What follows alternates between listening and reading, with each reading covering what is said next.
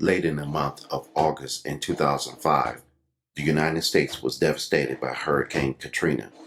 The Category 1 hurricane raked across Florida just days before entering the Gulf of Mexico and increasing its strength to be upgraded to a Category 3.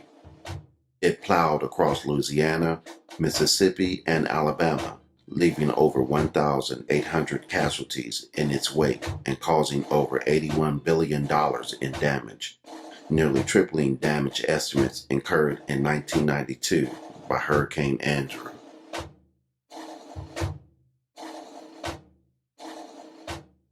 In a strange twist of fate, one of the worst natural disasters in American history unearths a virtual diamond in the rough. In the aftermath of Hurricane Katrina, a cleanup crew discovers a trunk in the basement of this abandoned building that was actually scheduled for demolition before the storm hit. Disaster relief worker Christophe Rene literally stumbled upon the hidden treasure when he tripped over it amongst the rubble in the darkness. When he opened it, he couldn't believe his eyes. Inside were dozens of never-seen-before photos and recordings of Doc Crow, a man who until now remained a blues folklore legend. I was here in this building, working here in the French Quarter. We was assessing the next stage of cleanup, and I take a walk, a couple steps down these steps, and my flashlight's not working. I'm trying to see if the water receded enough, so I take a step down and push my foot and see the feels that it's squishy. So I take a walk in. It's dark inside this room. So I take a little steps in because it's dark. I'm feeling around. And I take a little couple spaces in. Try to take a trip. And that's when my flashlight falls. My flashlight falls just like in the B movie. It pops on. I pick it up, and I look around, shine around a little bit, see where I'm at. Then I see that I tripped over what looks like an old 1950s chest. I open it up, and when I look to see what's inside, I'm like, damn, there's something special in here.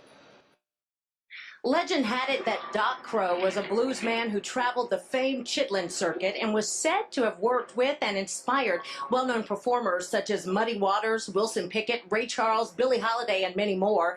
He was likened to blues legend Robert Johnson, but ultimately remained unknown. Needless to say, the contents of the trunk are heavily sought after by musicians and filmmakers alike, hoping to examine and explore this newly found piece of historic Americana. I'm Yolanda Harris for Channel 13 News.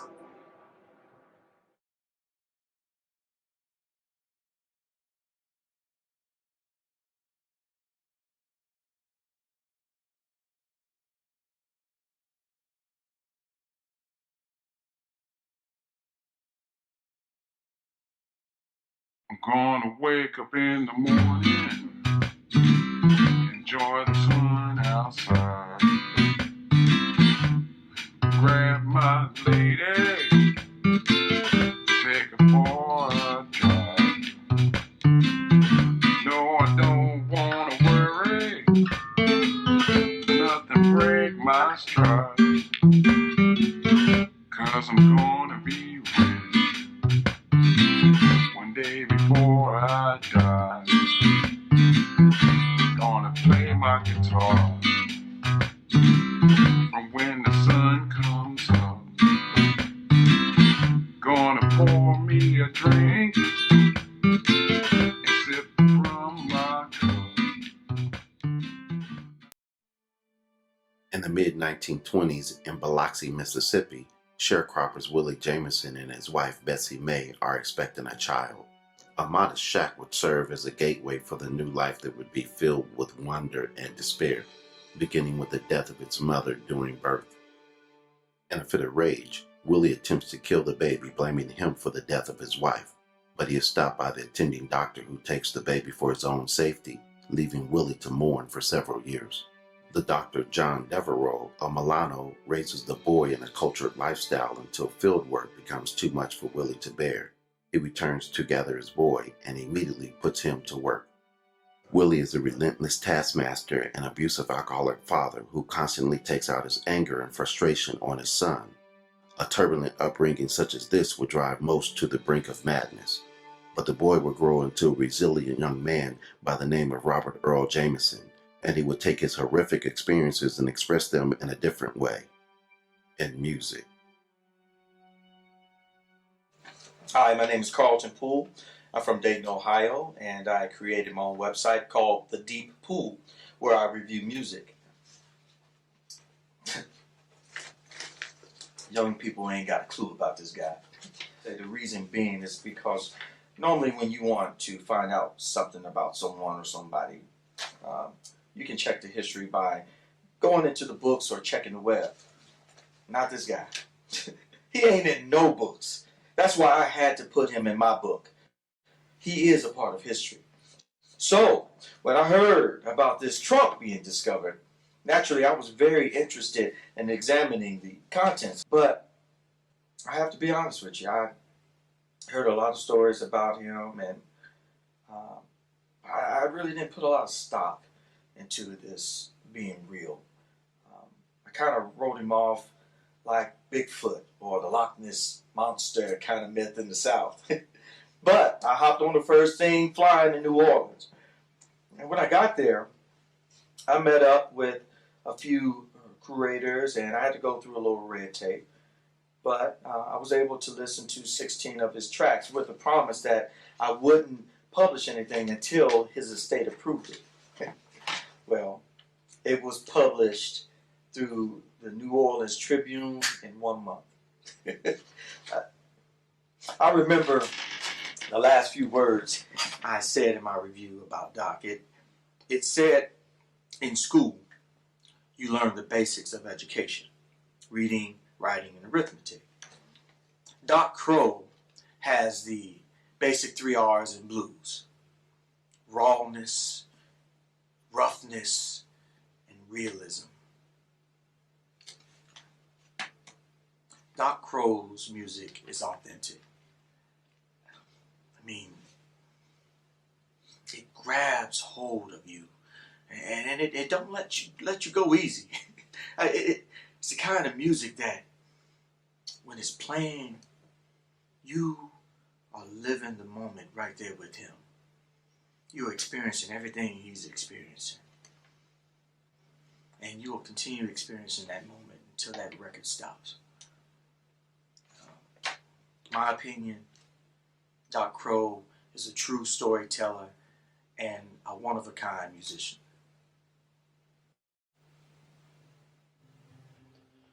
Well, my name is DJ Dirty Red. I was born and raised in Cleveland. I left Cleveland and joined the Air Force. I was a DJ. Toured around the world. I ended up over in Europe. I heard this guy named Doc Crow. What I like about Doc Crow is he reminded me of my uncle, Screaming Jay Hawkins. They had that same blues thing about them, and it just immediately turned me on. So after I gets out the Air Force, I moved back to Mississippi, started my radio station. I keep thinking about Jean Doshane, known to you, Johnny Two Strings. Find it odd that we don't hear none of his music on the radio, other than hearing some of his songs over in Europe while I was over there. Nothing's being played. And Johnny Two Strings is from right here in Mississippi, down in Biloxi. So what I do, I head down that way, try to find out a little bit more about Johnny Two Strings.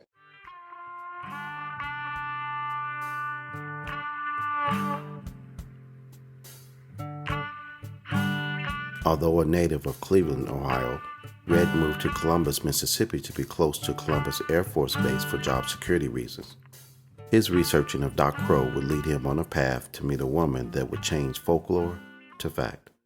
I'm Sweetwater Williams. I'm from Biloxi, Mississippi. They call me Sweetie. I remember when I first met Robert Earl. I was in the grocery store getting some groceries, and he walked in and he looked over at me, staring, gazing, and he ran into some boxes. And the clerk came over and started arguing with him, and commenting racist remarks or whatever, but he wasn't even paying any attention to that because he was still looking at me. So he started looking for his groceries. He took his list out, and I could tell that he was having a problem getting his groceries. So I walked up to him and asked him, did he need any help? And I kind of figured that he couldn't read well. So I asked him, are you having a problem reading? And he said no. But I knew he was, so I asked him what the one word on the paper was, and he said tomato, but it was flour, you know. So I just went on and started helping him getting his groceries or whatever, you know. After we got the groceries and whatever, we started talking. He introduced himself, and I introduced myself to him. And basically, that's how the romance started.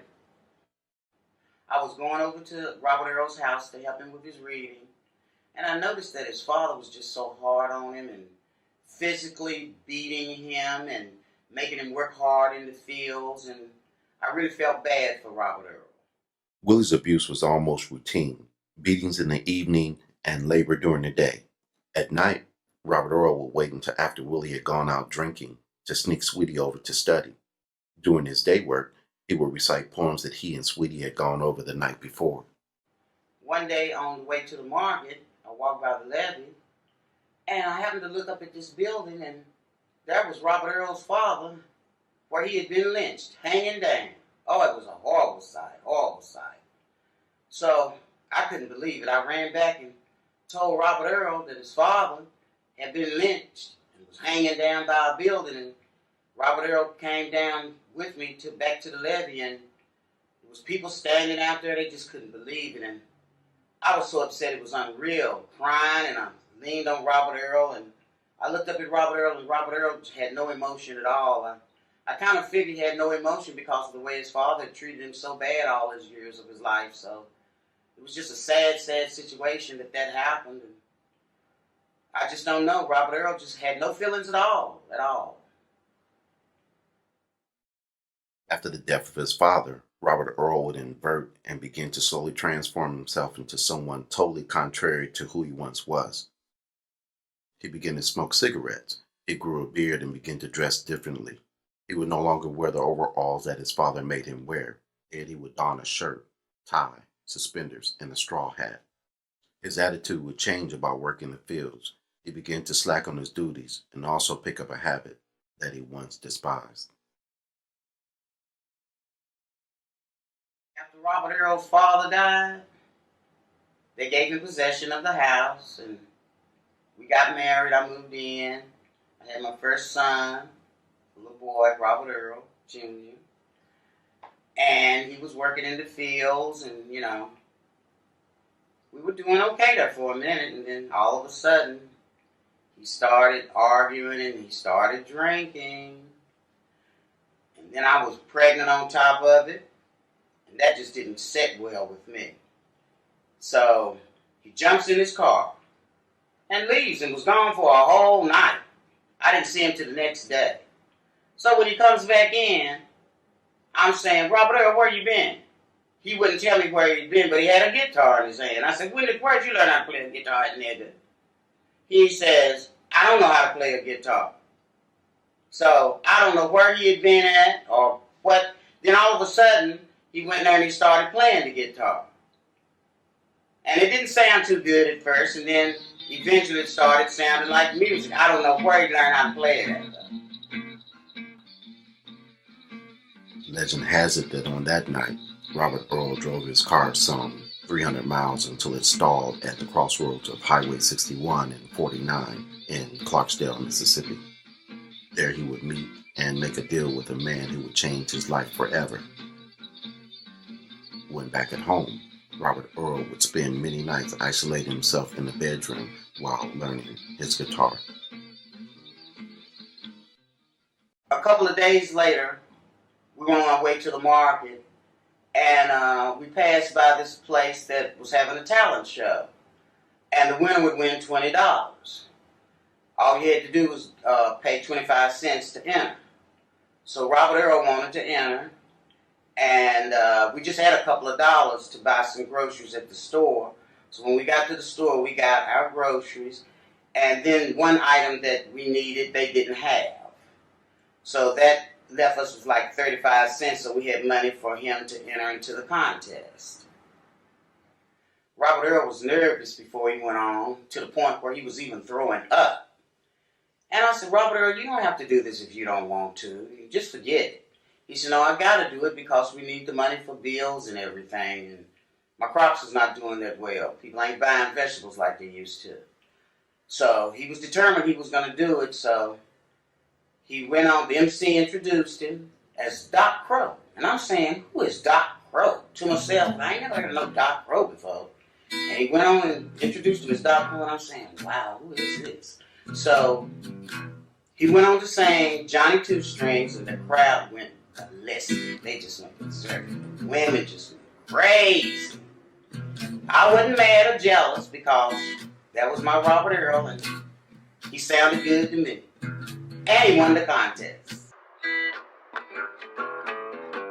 Me and my old lady got to arguing one evening, about 4:45. Going on about money I need and I ain't got. So I went for a drive. I traveled on for a few hours till I ran out of gas. I came to rest at this here crossroad. The sky became overcast. I saw a figure off in the distance. He was walking my way. Then the sky seemed to open up. And down came lightning and rain. I opened the door and invited him in. He gladly obliged. We chopped it up for a spell. Then he got this look in his eye. Said that way we both get what we want, if I was willing to pay. I told him I ain't got no bread, but I was interested in what he said. He handed me this here guitar. Said all I gotta do is play.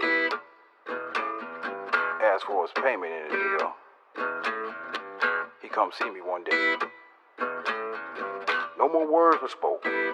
He got out and walked away. I never called his name.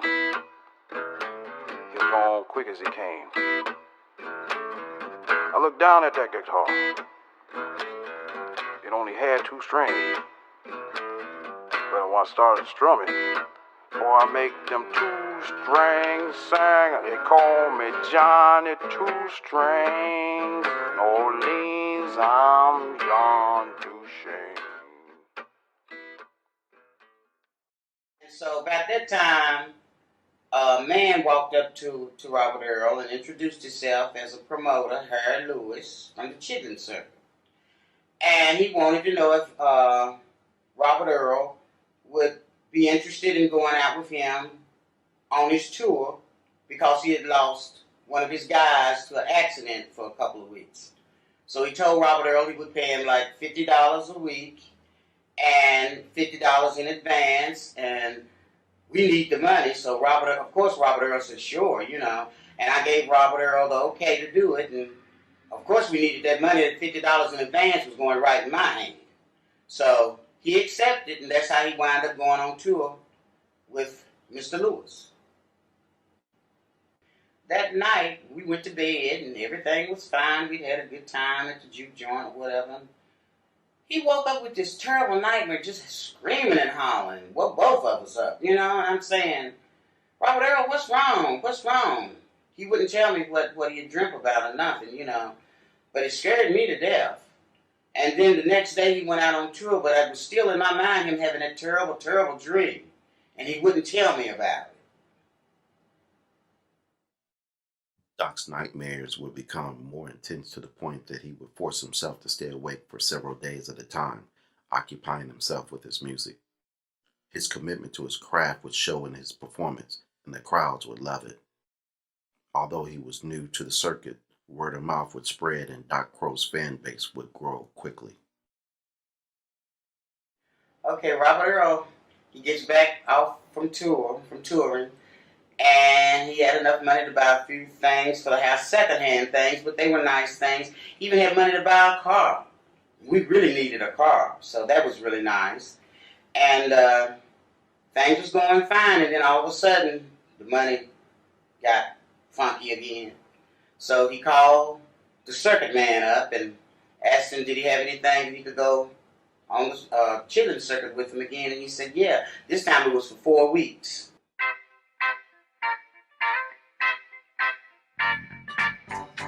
Doc traveled on the circuit to play from Alabama, Georgia, Tennessee, through to Pennsylvania, Ohio, Indiana, Michigan, Illinois, Missouri, and Arkansas before making his way back down to Mississippi.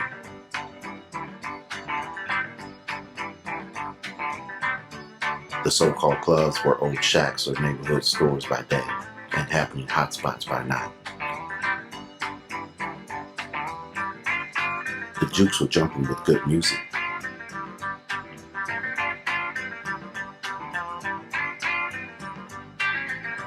Doc was getting an overwhelmingly good response as a solo act, but the daily grind was taking a toll on him. Between the lack of sleep and constant traveling from state to state and performing occasionally multiple times a day, it was beginning to be too much. Doc would acquire a few musicians to accompany him on stage.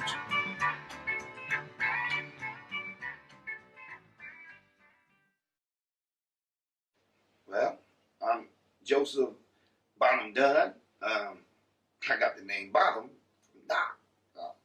Because he said, I was the bass player, and he said Bottom was the bass of the music. So that's what he called me now. Everybody else called me JD. But see, Doc, he called me Bottom. I don't play no more on account of my arthritis. I just can't hold that guitar, that bass like I used to. Well, anyway,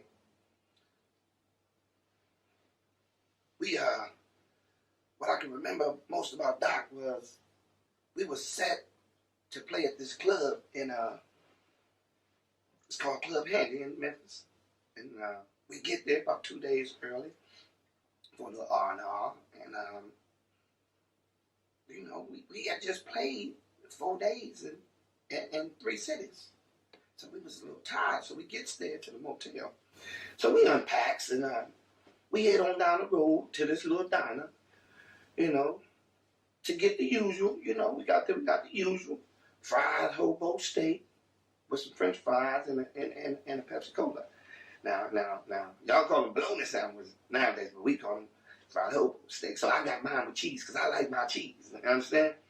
And Doc, he loved his Pepsi Cola. He swear by that Pepsi Cola. Well, anyway, it was me, it was Doc, and it was Willie Sticks Ellington. That was Duke's cousin. And so Willie, he tells me and Doc, he got this idea for a song. He want to mix blues with rock and roll. Let me tell you something. Willie started banging on that table when he hit this beat. Now, he could make a beat better than anybody I know. But a songwriter, he wasn't. But let me tell you something. Willie blurted out his lyrics to this song. It was something else. He hitting on that table. He said, well, I woke up this morning. Ain't got no food to eat. And that was it. Boy, I laughed my ass off. Willie, he cracked up a little bit too. Oh, but not Doc. See, Doc, he done heard all he needed to hear. You hear me? Let me tell you something. Doc, he bent on in his pocket, pulled out that pencil. He pulled that napkin on over to the side, put his head down, and he got to writing. Now, let me tell you something about Doc when he get to writing his music. It's like nothing or nobody else in the room even matters. So me and Willie, we carried on our conversation, and we sitting there shooting it, and all of a sudden, my head started hurting. See, I had these bad migraines, and one of the things that helps my migraine is I like to smoke reefer. Now let me say, Doc, Doc is opposed to drugs. He didn't allow it. But once I told him about my conditions and my migraine, he kind of let it slide by. But out of due respect, I just went on back to the room so I could take care of myself. But what happened after that changed things forever. Bottom walked quickly back to the motel room to medicate himself. After he finished and had a friendly exchange with a female fan down the hall, he returned to the diner. Well, I guess about 10 or 15 minutes went by, and Doc and Willie was still sitting in the diner. Well, I guess word had got out that it was two uppity niggas still sitting in the diner, like white folks. Like they had the right. Well, about this time, 3 to 4 Klan members came in there and they started harassing old Doc and Willie. Now, they wasn't going for that mess because Willie was a big guy. And old Doc, I think Doc was just pissed off because they interrupted his songwriting. Anyway, he got the fighting in there and tore that joint up. They say somebody hit Doc in the back of the head with a tire on. Knocked him out. They left him for dead. Then they dragged poor Willie out on the street. They beat that man to death.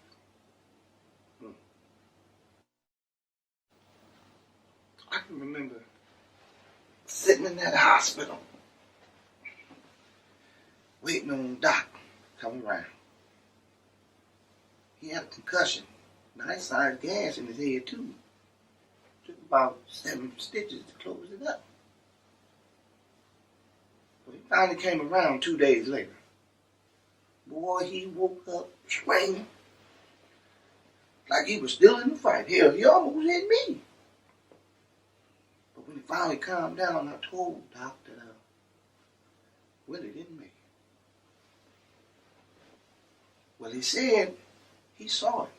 Saw everything, but he couldn't move. It was like he blacked out after that. And then old Doc started telling me about a vision he had when he was out, that he was down at the crossroad, and that the man came to collect his debt. That shit fucked me up, cause I done heard about deals going down at the crossroad, but I ain't really actually ever met nobody who's ever been down there.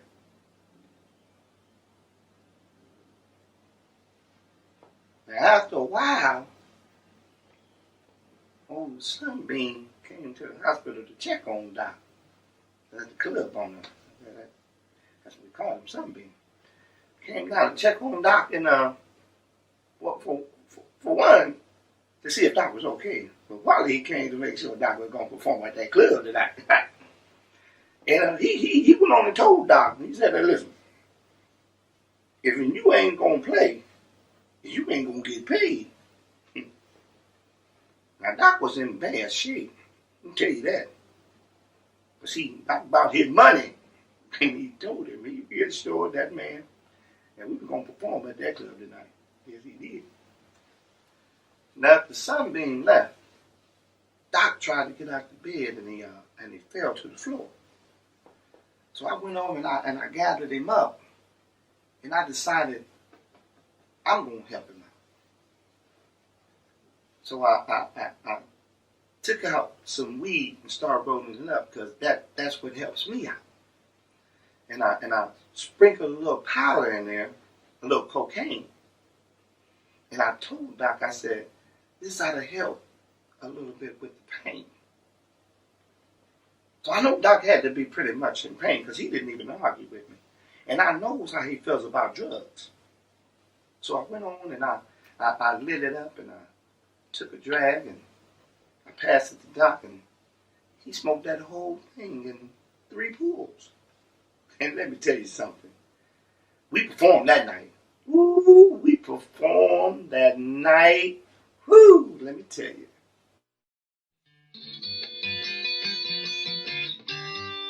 Doc took to the stage with his ragtag band, and they put on a show as if nothing ever happened.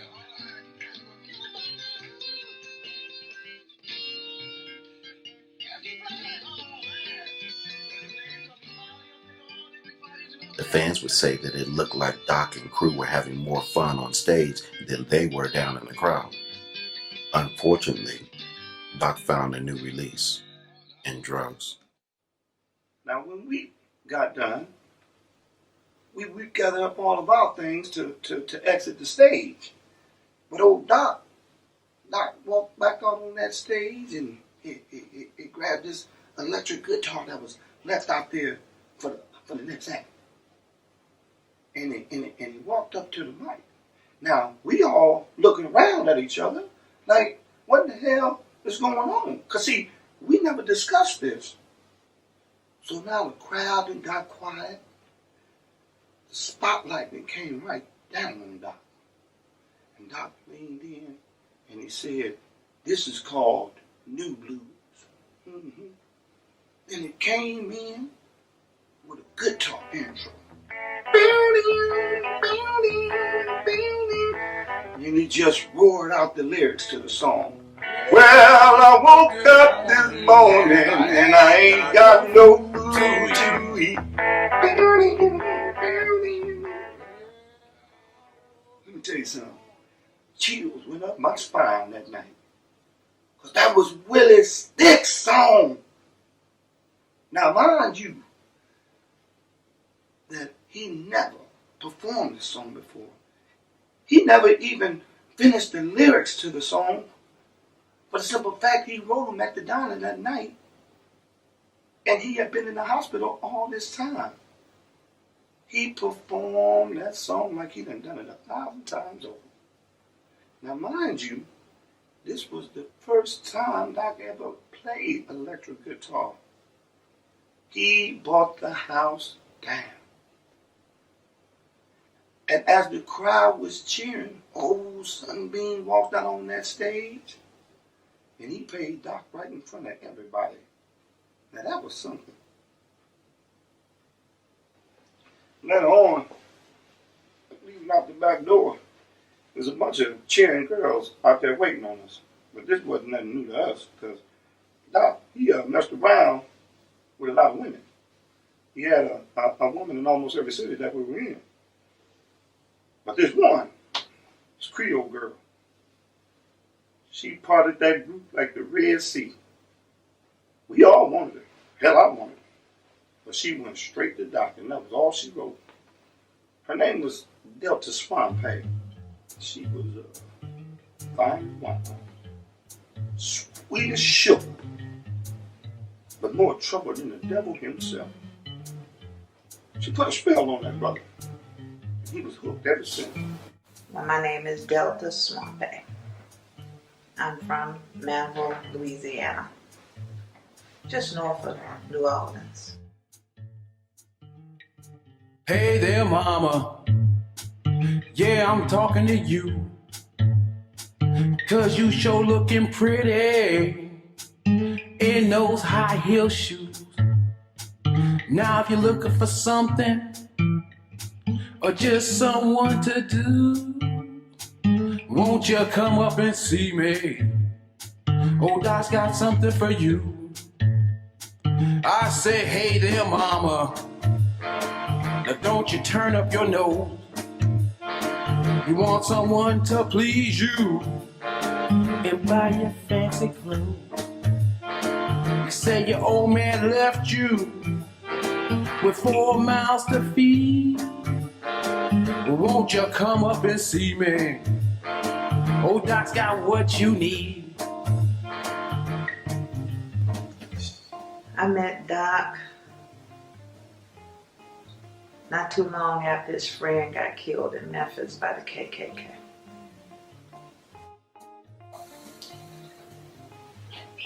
He was a good-looking guy, lover, hell of a lover, sexual man, my kind of man. Yeah. I was his woman, not his wife, his woman, lover, traveling companion, helper. Doc began his downward spiral with Delta. They had a torrid affair and extremely volatile relationship. That, mixed with Doc's newfound drug addiction, completed the recipe for disaster. Tonight is the night. It's gonna be alright. He began to change his musical style, writing ballads instead of his usual bluesy songs. Gonna squeeze you tight. Yeah, tonight is the night. Make you feel just right. Now I don't want you to worry tonight. Ain't no need for you to put up a fight. And I don't want you to hurry tonight. Take our time and do it right. 'Cause tonight is the night we make sweet love until the morning light. Even with all of this going on, his fan base continued to increase, but his home life suffered. At the end of a countrywide tour, he returned back home to Mississippi to finish out with one last performance in Biloxi. Sweetie would attend the show. After the set was over with, he came, we met up and we sit down and talked and, could I have a drink, please? Thank you. And so, he told me he had to go to the bathroom. So I sit and where could he be at? It don't take nobody that long to go in and empty his bladder or whatever. So, I decided to get up and go check. He entered with some Creole bitch, half-breed, Delta, and I'm saying, what in the shit is this? So, she runs out the bathroom. I smacked the shit out of him. He starts trying to explain and tell me where he met her and stuff. So, I was just through, and that was it for me. So, I told him I didn't want to be bothered. I said, I went home, I left. I didn't know he was married until I went to a show to see him. The wife showed up. Caught me and him in the bathroom doing a thing. Started a little ruckus, but I ain't fighting no woman about no man. So I run away. I went home and threw all this shit out on the ground in the yard. And I ain't never been unfaithful to Robert Earl. But he's been unfaithful to me, and I'm just tired of it. He left his wife and took up with Delta. They started messing around. She got him hooked on the hard stuff, H, that heroin. And he went downhill ever since. Well, we traveled around, shacked up together. I traveled with him on tour. He wrote a song for us called The Hard Way. And that's what it was with us, the hard way. Even though his drug use became progressively worse, Doc's popularity continued to reach new heights, prompting his collaboration on his music with several celebrities of that time.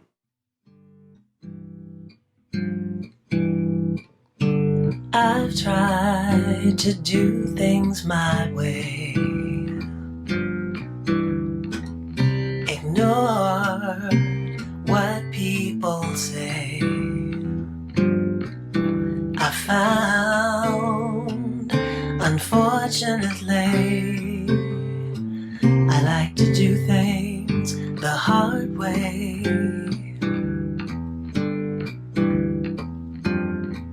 Left my hometown in search of a dream.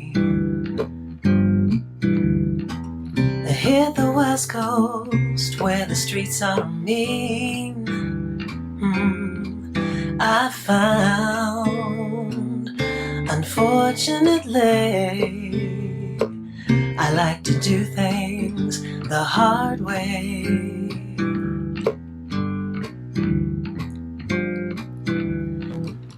The hard way.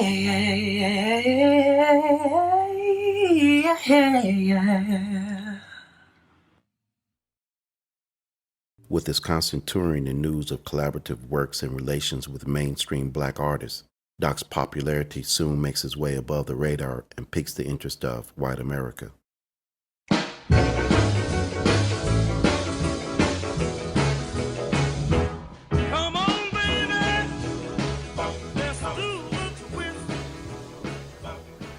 My name is Stan Nathan.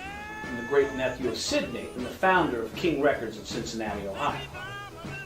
I'm an entrepreneur like my great uncle. Started several businesses here without much success. And I was researching another venture when the findings in New Orleans became known to me. I was at home on the computer. Television was on across the room, and the news came on. And I heard the news reporter mention the name of Doc Crow. Now that got my attention immediately. I dropped everything I was doing and I was glued to the report. I can remember Uncle Sid mentioning the name of Doc Crow when he used to tell stories about when he ran his businesses. At the time, that name sounded funny. I thought it was a story or a tale he made up. Now, Uncle Sid said he'd had a wide audience in country music, but he had saw that there was a profit to be made by integrating colored artists for a broader range. So he formed Queen Records so that he could take advantage of the open market of rhythm and blues or race records. Uncle Sid was a shrewd businessman. The only color that concerned him was green. Now, he had always talked about this elusive artist named Doc Crow, and he was impressed with his talent and ability to infuse several musical styles. Uncle Sid always said Doc Crow was ahead of his time, and that's why he wanted him to be the very first recording artist on Queen Records. Now, Uncle Sid stayed after him, and he finally caught up to him in Hopkinsville, Kentucky, where he convinced him to give in. Now, this was on a Friday. Now, they had made an arrangement to start recording on Saturday, the very next day. Uncle Sid said he didn't want to give him a chance to change his mind. So he cleared out the entire weekend's recording sessions. He hired a local black cook to cater it, and he stocked the refrigerator full of Pepsi Cola, because Uncle Sid had heard that Doc was very fond of Pepsi. Oh, he was excited. Well, Sunday came and went. No Doc Crow. Uncle Sid was furious. And the very next day, he went out to find him. And he ended up running into Bull Moose Jackson, who happened to be a friend of Doc Crow's. Bull told him that Doc had told him that he was on his way up to record a 78. And while he was driving, he fell asleep at the wheel. And while he was out, he'd had a vision. An evil man had told him that if he did any recordings, that he and his entire family would pay a price. Well, when Doc came to, he woke up and he was on a railroad crossing. Doc was a very superstitious man, and once he got his car started, he turned that thing around and headed straight home. Bull Moose Jackson and Uncle Sid had a long conversation. And to make a long story short, Bull Moose Jackson became the very first recording artist for Queen Records with the Honey Dripper. Benjamin Clarence Bull Moose Jackson was a singer and saxophonist from Cleveland, Ohio. He recorded several songs, one titled I Love You, Yes I Do, which would become the first R&B single to sell 1 million copies, and others that were considered too risque for radio, such as Big 10-inch Record. Got me the strangest woman. Believe me, this chick's no cinch, but I really get her going when I take out my big 10-inch record of the band that plays the blues. The band that plays the blues. She just loves my big 10-inch record of her favorite blues. Doc congratulated his friend Bull Moose on his commercial success via a letter in the mail. Although Doc told him he was not bitter about his lost opportunity, he and Bull Moose would never speak again. Instead, he would dive deeper into his drug use. This would not sit well with Delta, as she had decided to get clean. Well, Doc had headaches and nightmares. I helped him with it a little, but he decided he wanted to stay with the drugs. I had gotten pregnant and lost my baby. He decided he wanted to go away. Stayed for a little while. Then he gonna come back. By the time he come back, I had another man there. But he decided to stay anyway. Doc continued to alter himself, changing his style once again, incorporating his relationship with Delta into his songs.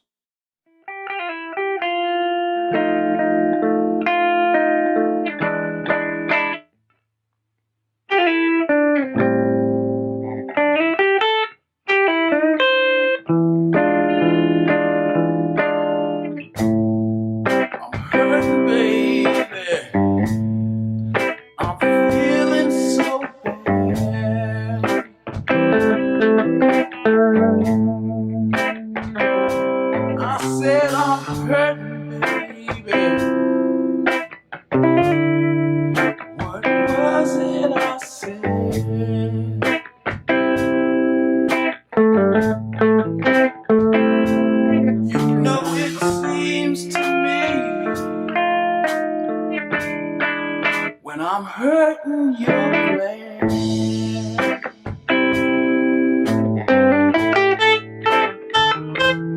Won't you come talk to me? Come hold my hand. I say, won't you come talk to me? Come here where I stand. You know there's talk going around town that you're in love with another man. Lord have mercy.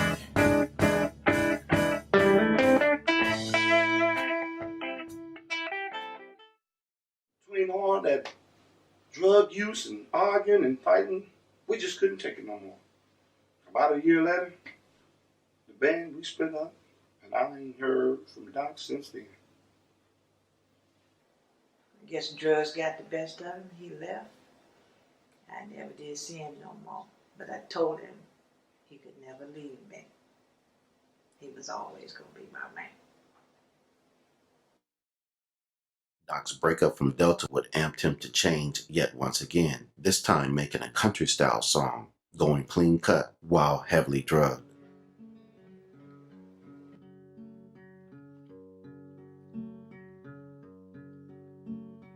Love don't last long. If you blink, then it's gone.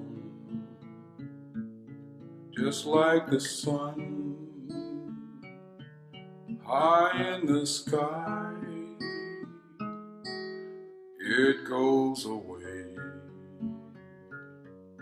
far from your sight. Love is not a friend as it begins, it surely ends. About a year later, I heard that Doc was coming in town, so I went to see him perform. He didn't look too good to me. I heard that he was on drugs and on all kinds of stuff, so he really looked bad. And I think he performed the song "The Years That Got Away." Tears I've been crying for years gone by, and time we done wasted the youth from our faces, yeah.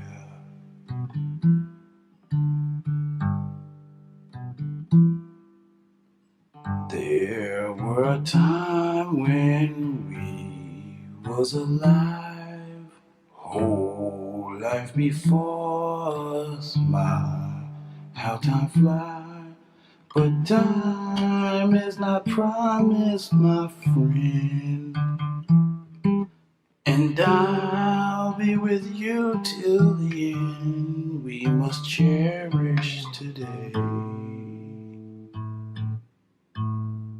like the years that got away.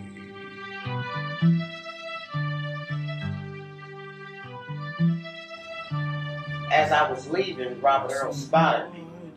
So he walked up to me and spoke to me and apologized for everything that had happened between us. You know, he looked real sad, even had a tear of three in his eye. And I still love Robert Earl. I always will, but I just couldn't put up with what was going on with him anymore. So he told me that he was going to win me back.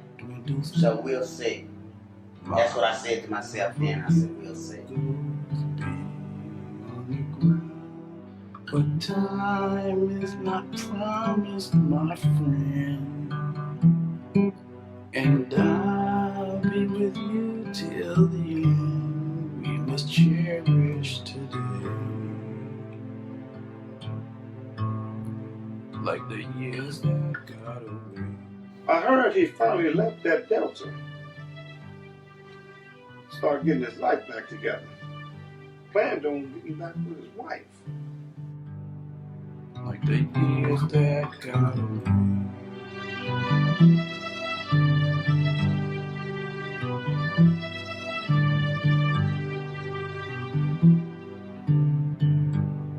Like the years that got away.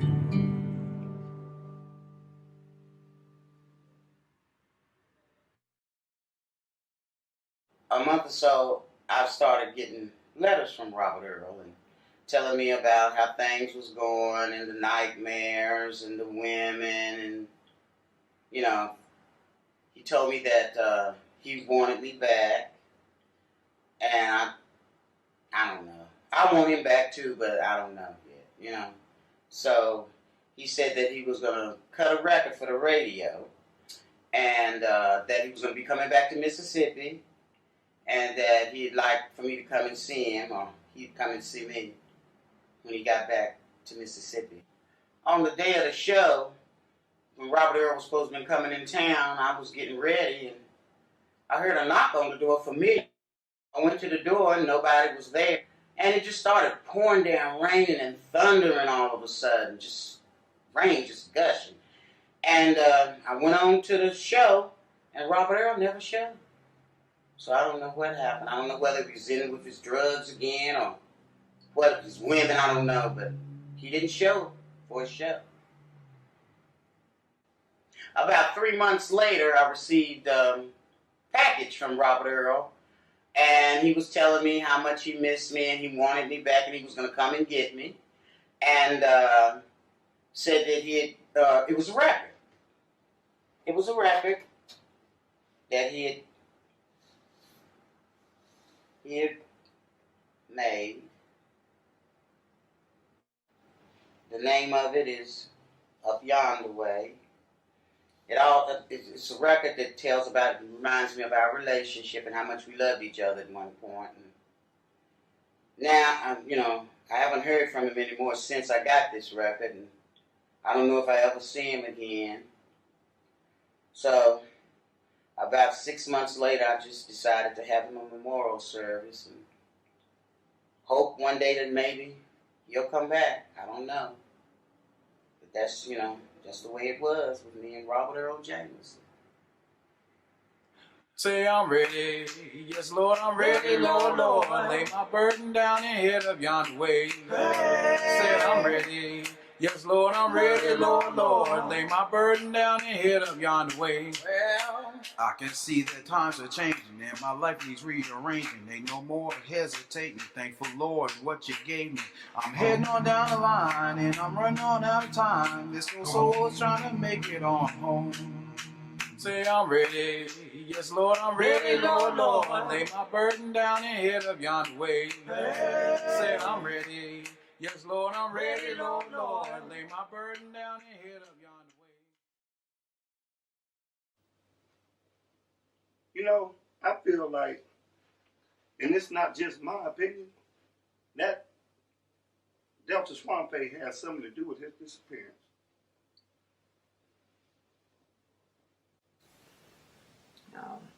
People say I got a little something to do with his disappearing.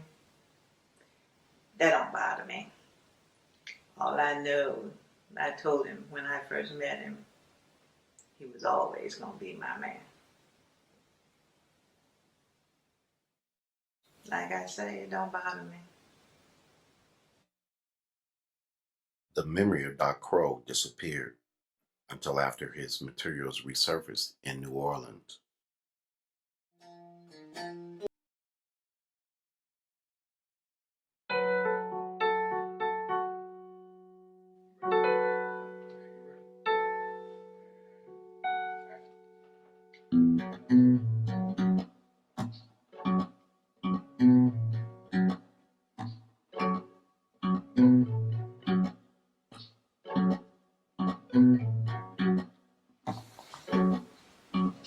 Now look, I ain't simping, cause I see that you fine.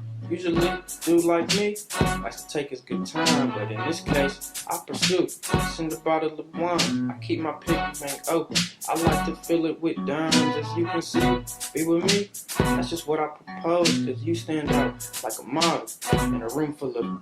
So come with me, we can fly away in my private jet, and I promise this will be a night that you won't forget.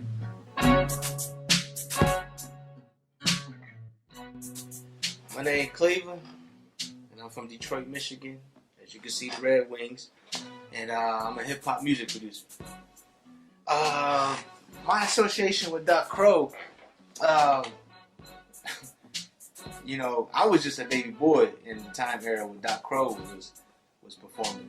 But my father was real cool with Doc Crow, and he used to always tell me stories because this guy, Doc Crow, was like so good with the guitar because it only had 2 strings on it. And he used to dominate the Chitlin Circuits.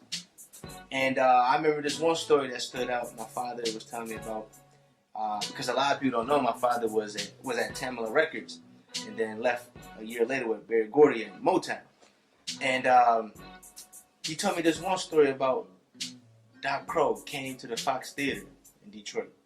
And I'm talking about had everybody crying, boo-hooing because his sound was just like so powerful. So, and mind you, this guy Doc Crow never recorded in a studio before. Don't have no albums, nothing. He just kills the Chitlin Circuit. So when he came to the Fox Theater and performed, my father said that he had to go meet him backstage. I mean, he said I had to meet this guy. So you know they chopping it up, talking business, talking music stuff, and to the point where my father got him to try to come to Motown and do a record.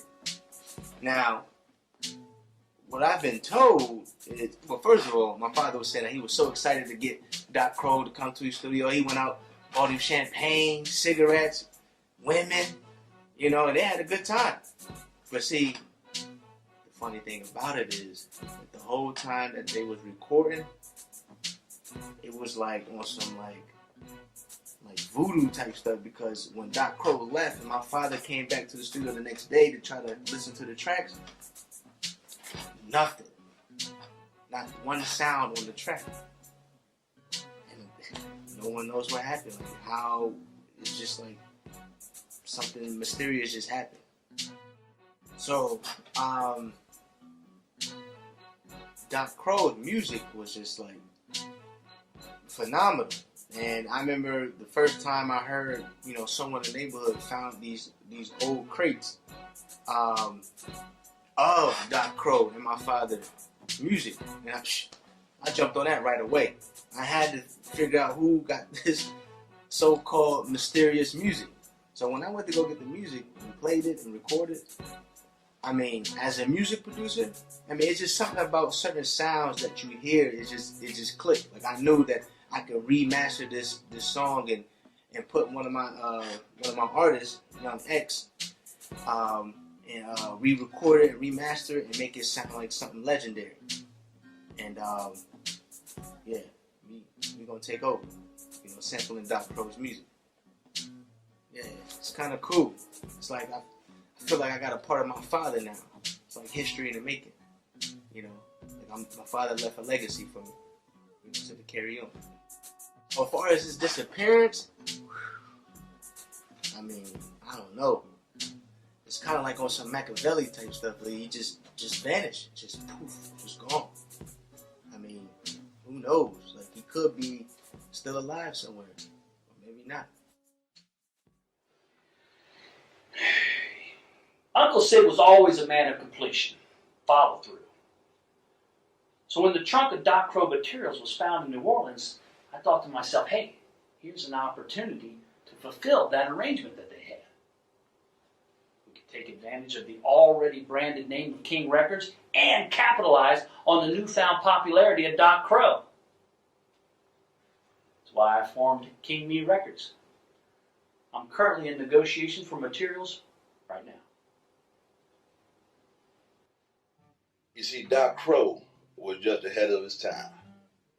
You know, as I've been down here researching on him and everything else, come to find out, not only did he just play blues when he was out there on the Chitlin Circuit, but the man played rock and roll. He played big band. He even played country music. What nigga you know play country music other than Charlie Pride? Again, man never got no radio play. He didn't want to be involved with stations that was going to not integrate the music. So he just chose to take his show on the road. If any of you out there know what Robert Earl Jameson, a.k.a. Jean Duchesne, or Johnny Two Strings, a.k.a. Doc Crow was at, please let him know to get in touch with us. We would love to bring this man back home, give him the proper notoriety that he deserves, the fanfare that he deserves, the love that he deserves, and the appreciation of his music. And if you can do that for me, I do this for you. Blues in E by Johnny Two Strings.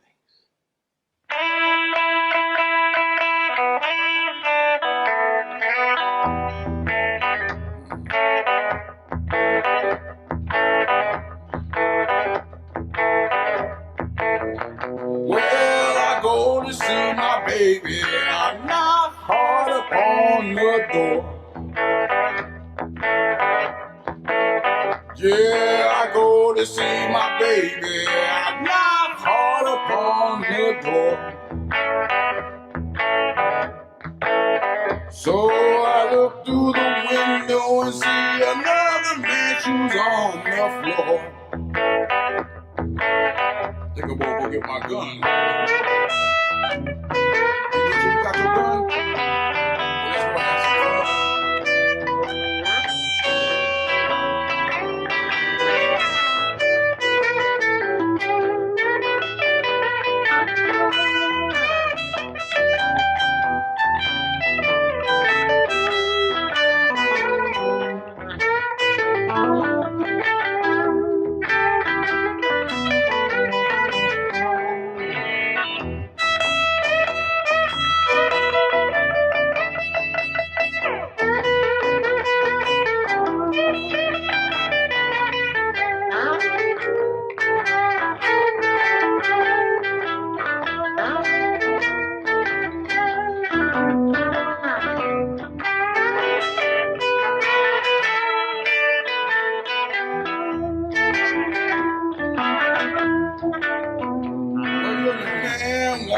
Fight me, got a whole lot of something to say. Yeah, your new man wanna fight me, got a whole lot of something to say. Well, I'm too old to stay here, but I'm too young to run away. Said I'm too old to stay here, but I'm too young to run away.